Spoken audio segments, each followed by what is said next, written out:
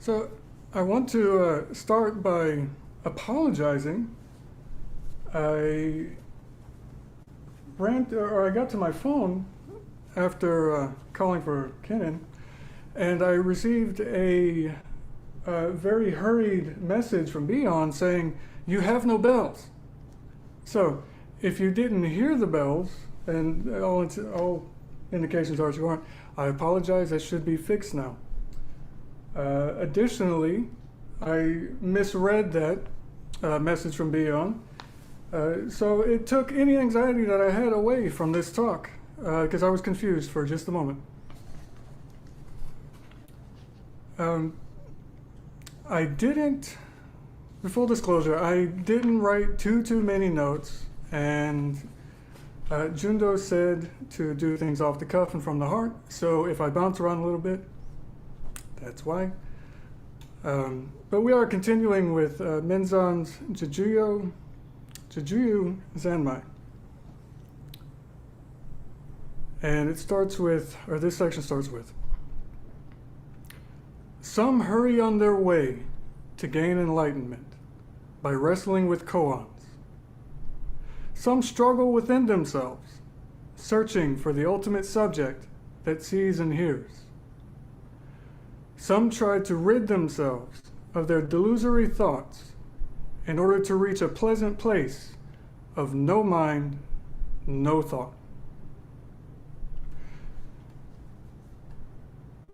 So we're looking here and bouncing off of what Koku's talk was about, in that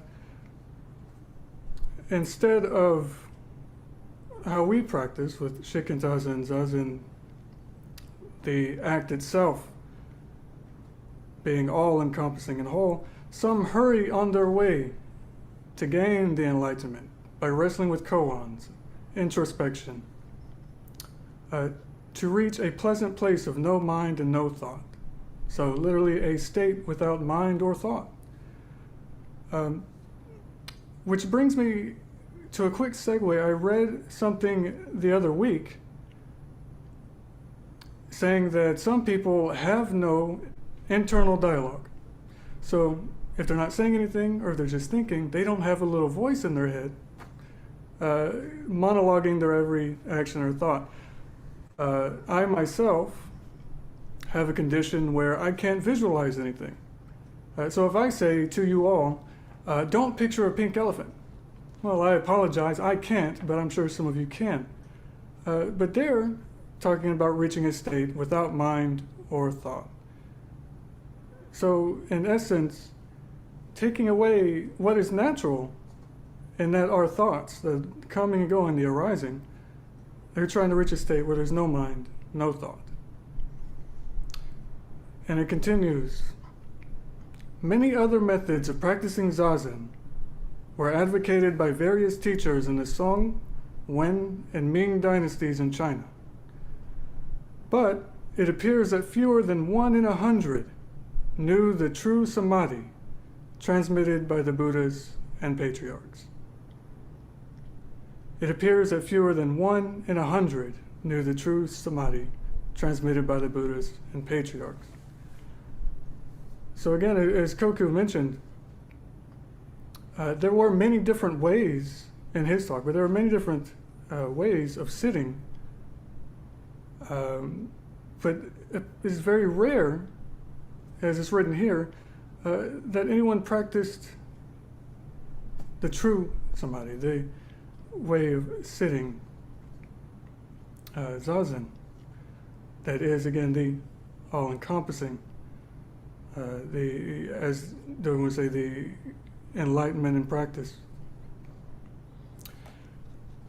And it continues from here. Koan practice started in Song Dynasty, China. There was no such practice during the time of Bodhidharma or Ino, the Sixth Patriarch. It was established by and based on the biased ideas of the masters of the Song Dynasty, searching for the subject that sees and hears is also useless. Now, I'm not a historian, so I'm taking it as fact here, But it says, when it was established by and based on the biased ideas of the masters of the Song dynasty, I believe it's historically accurate to put that there as far as the beginnings of the koan practice. Again, searching for the subject that sees and hears is also useless. So I take that to mean to stop looking and searching for what's been here all along. When we sit, that's what we do. We drop our grasping of thoughts, of our conditions. We stop the hunt and the search and just sit with what is. Say the searcher and the searched are the same. Like, we are one. It's non-separate between the searched and the searchee. The harder you look for the subject, the more you will tire of wastefully struggling, since what is seeking and what is being sought cannot be separated. Understand that your eyes cannot see themselves. Arousing the mind to eliminate illusory thoughts is like pouring oil on a fire to extinguish it. The fire will blaze with increased strength. So again, we don't want to use our minds and our thinking to try and get rid of our minds and our thinking. Doesn't make much sense, and yet that's what I do, and that's what I'm sure most of us do time to time, is we have a thought or a craving, and I'll talk about that in a bit, perhaps a condition or a feeling that we dislike, and we want to get rid of it. We try to use our mind. Don't think about that. Don't pay that any mind, and yet we're not doing what we're advised to do, and that is be with what is. Allowing the illusory thoughts and what we're searching for and what we believe we're separated from to naturally arise and come as is. Again, we don't grasp or hold on to our thinking. We let what arises arise, and what fades fades. If we're not worried about thinking, it's just another natural thing that occurs. And it continues. Those teachers in medieval times, Song dynasty China, thought that we are all deluded, and that if we practice zazen, we could gain enlightenment as a result of the power accumulated by zazen practice. We are all deluded, and that if we practice zazen, we could gain enlightenment as a result of the power accumulated by zazen practice. They also thought that after gaining enlightenment, there would be no further need to practice zazen. They compared it to a boat which is no longer necessary once the other shore is reached. Now, it's going to sound like a broken record, as a lot of this will sound familiar to you, but from the way this is written, they are referring to using zazen to get somewhere, to gain that enlightenment, to gain that wholeness that they're searching for. But afterwards, once they're enlightened, there's no further need to practice zazen. Again, comparing it to a boat, which is no longer necessary once the other shore is reached.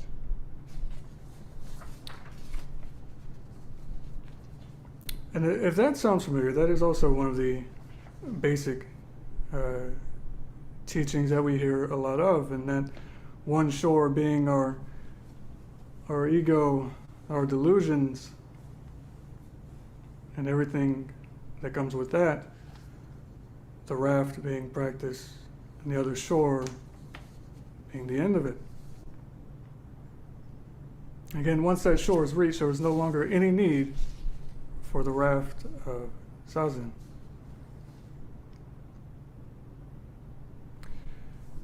It continues on. People in the present day often practice zazen in this manner. They aspire to rid themselves of delusions and to gain enlightenment, to eliminate illusory thoughts and to obtain the truth. This is nothing but creating the karma of acceptance and rejection. Such an attitude is just another form of dualism, in that one escapes from one thing and chases after another. In the last several hundred years, a great many have adhered to this attitude, both in China and Japan. All mistake a broken piece of tile for gold.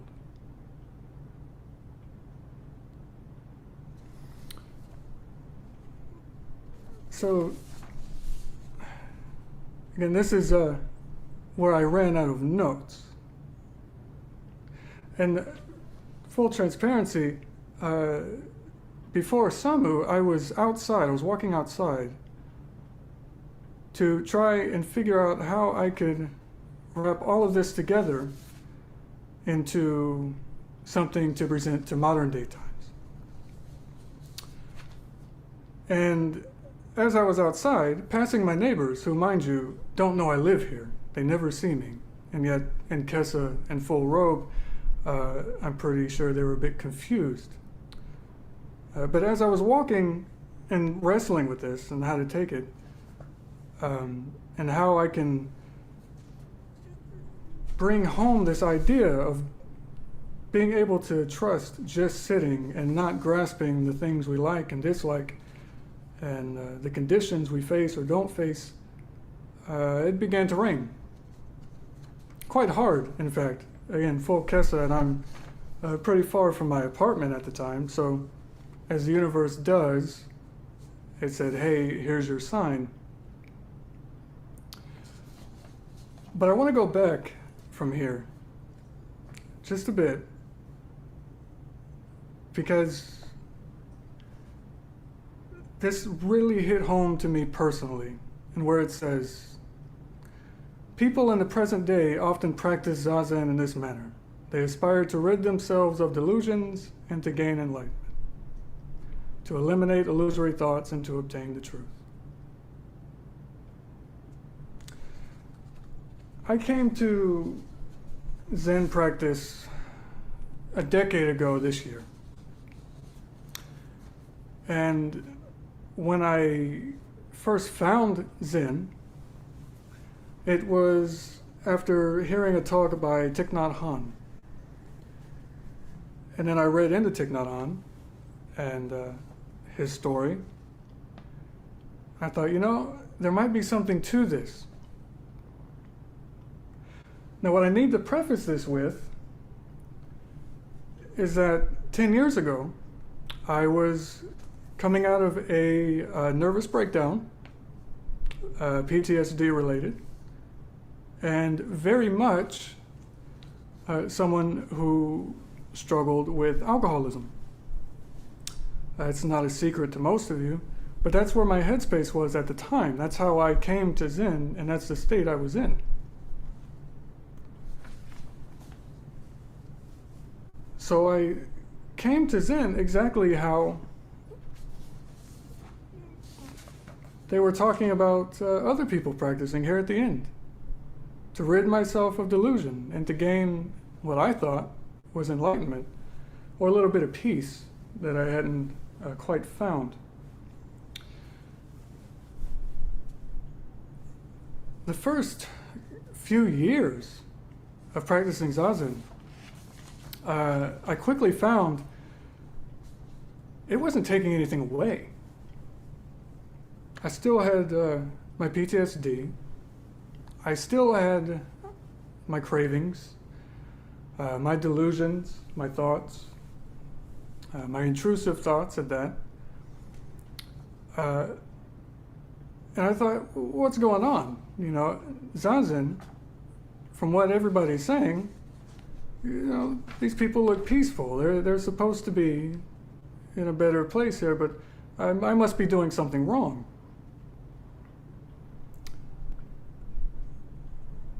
So I was very much still searching, still trying to rid myself of these things that were causing so much pain in my life. Now, thankfully, I didn't stop practicing zazen. I still had my issues, but as the years went by, I found that things just, how do I say, got a little quieter. And it was a slow lesson, but zazen allowed me to learn what it meant to just be with everything. The things that drove me to drink, the things that gave me PTSD episodes, the struggles in my life that made me very unhappy. Zazen gave me an action where I could just sit and things could come up and I could just be.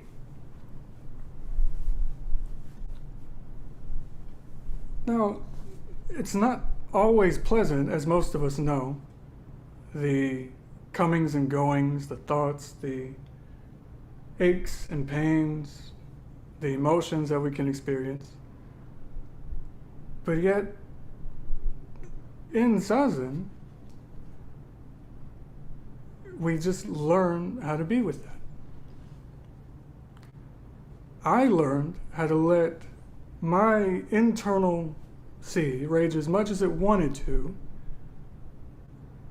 before settling on its own. And it was one time a couple of years into this where I finally got a glimpse of that trust that Koku mentioned, which I'm so grateful that he did, because I found that there was a very small sliver in that particular sit that day of harmony in the noise where I didn't believe there was any. But it was that trust that there was something to this. I might not have gotten me where I wanted it to go immediately, or even a few years in, or maybe not even the rest of my life. But there was something to this just sitting, this allowing to be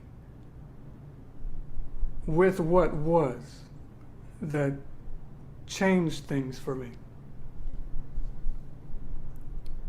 And after a few years of this, I began opening my hands to the experiences, the cravings, the thoughts, the emotions that I was experiencing. And instead of clenching them, instead of pushing things away, it was allowing them to just be and leave on their own. And it took time and practice and a willingness to experience this full range of life, of reality, of conditions, and just trusting that this was what these Zen folk were talking about.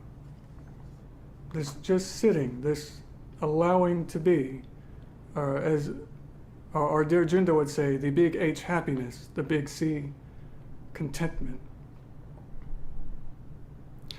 And yet, if we go back to the text, where it says, again, they aspire to rid themselves of delusions and gain enlightenment, to eliminate illusory thoughts and to obtain the truth, it's a bit misguided.